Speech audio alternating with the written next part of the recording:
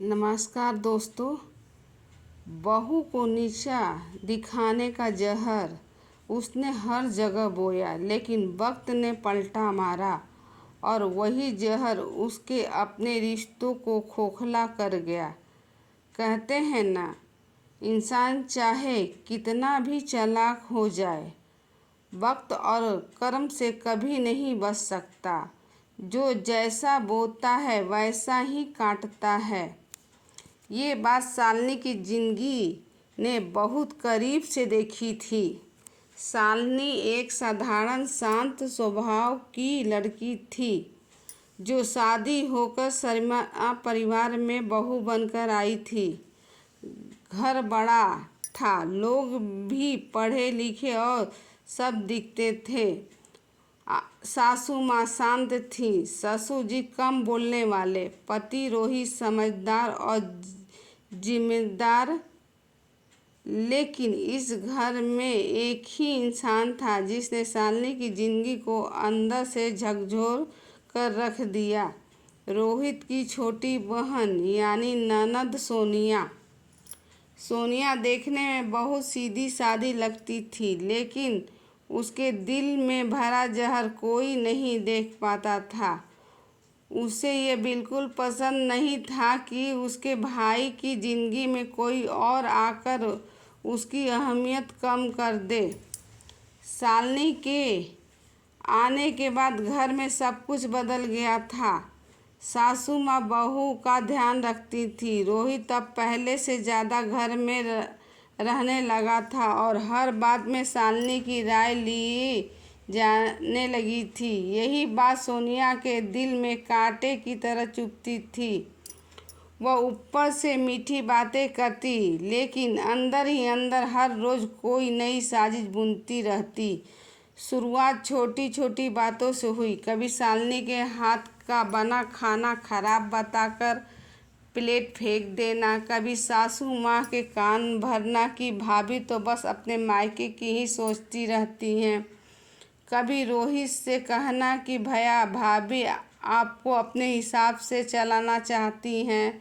शालिनी सब समझती थी, लेकिन घर की शांति के लिए चुप रहती थी। वह जानती थी कि अगर वो बोलेगी तो बात और बिगड़ेगी। उसने सहना ही बेहतर समझा, क्योंकि उसे विश्वास था कि सच एक न एक दिन सामने जरूर आएगा। समय बीतता गया। सोनिया की शादी हो गई और वो अपने ससुराल चली गई। जाते जाते भी उसने शालिनी के लिए जहर छोड़ने में कोई कसर नहीं छोड़ी। सासू माँ को यह कहकर गई कि माँ, मेरी भाभी बहुत चालाक है, आप संभल के रहना। शालिनी ये सब सुनकर भी चुप रही। उसने कभी पलटकर जवाब नहीं दिया, कभी बदले की भावना नहीं रखी। उसका मानना था कि रिश्ते बदले से नहीं, धैर्य से निभाए जाते हैं। उधर सोनिया अपने ससुराल में पहुंचकर खुद को बहुत होशियार समझने लगी। उसने वहाँ भी वही रवैया अपनाया, सास पर हुक्म चलाना, नंदों को नीचा दिखाना, पति को परिवार से दूर करने की कोशिश करना। उसे लगता था कि वह सबको अपने इशारों पर नचा लेगी, जैसे अपने मायके में करती थी। लेकिन उसे ये नहीं पता था कि हर घर अलग होता है और हर कोई चुप रहने वाला नहीं होता। कुछ महीनों में ही सोनिया के असली रंग उसके ससुराल वालों के सामने आने लगे। उसकी सास, जो एक अनुभवी और समझदार महिला थी, सब देख रही थी। पति भी धीरे धीरे समझने लगा था कि सोनिया हर बात में सिर्फ अपना फायदा देखती है। नंदे उससे दूरी बनाने लगी। वही सोनिया जो खुद को बहुत चालाक समझती थी, अब अकेली पड़ने लगी। जिस जहर से उसने दूसरों को डसने की कोशिश की थी, वही जहर अब उसके अपने रिश्तों को खोखला कर रहा था।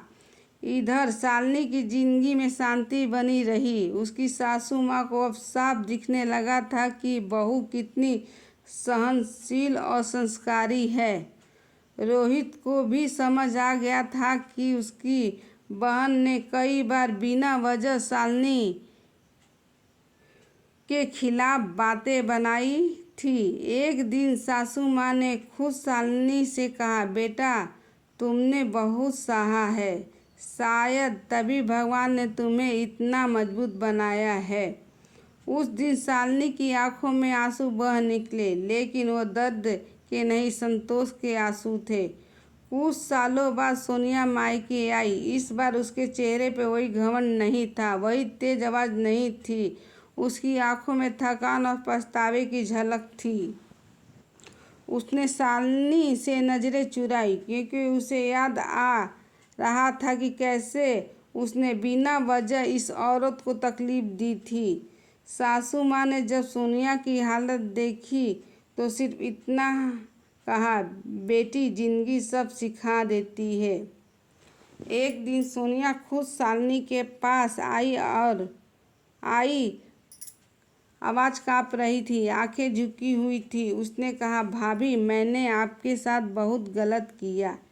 मैं समझती थी कि सब में है, लेकिन आज समझ में आ गया कि कर्म का हिसाब कोई नहीं बचा सकता।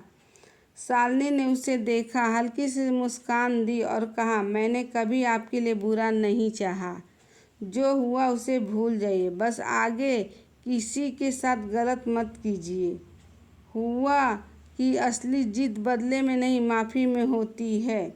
शालिनी ने न कभी बदला लिया, न कभी किसी के सामने उसे नीचा दिखाया। उसने सिर्फ अपने कर्म साफ रखे और उस दिन के बाद सोनिया बहुत देर तक खामोश रही। उसे पहली बार एहसास हुआ कि जिन रिश्तों को अपनी चालाकी से जीतना चाहती थी, वही रिश्ते उसकी सबसे बड़ी हार बन गए थे। वह समझ गई थी कि हर मुस्कान के पीछे साजिश छुपी हो। ये जरूरी नहीं है, कुछ मुस्कान सच में भगवान का आशीर्वाद होती है, जैसे शालिनी की। शालिनी ने ना कभी बदला लिया, ना कभी किसी ने सामने सोनिया की गलती गिनाई। उसने बस अपने कर्म साफ रखे और रिश्तों को निभाने की पूरी कोशिश की। और शायद यही वजह थी कि आज उसके पास सम्मान, सुकून था और एक भरपूर परिवार भी। सोनिया जब मायके से लौट कर गई तो वह वही लड़की नहीं थी जो कभी गई थी। उसके कदम में अब घमंड नहीं, समझदारी थी। उसकी आंखों में अब दूसरों को गिराने की चमक नहीं, खुद को सुधारने की चमक थी। उसे समझ आ चुका था कि जो इंसान दूसरों के लिए गड्ढा खोदता है, वह सबसे पहले खुद उसमें गिरता है। यही से असली सीख शुरू होती है, क्योंकि धैर्य, सच्चाई और अच्छे कर्मों का फल देर से ही सही, लेकिन हमेशा मिलता है। सीख कहानी से कमजोरी नहीं होता और मीठे शब्दों के पीछे छिपा जहर हमेशा पकड़ा जाता है। जो इंसान दूसरों को नीचा दिखाकर जीतने की कोशिश करता है, वह कुछ समय के लिए सही लग सकता है, लेकिन अस्थायी सुकून कभी नहीं पाता। हमेशा इंसान का वही जगह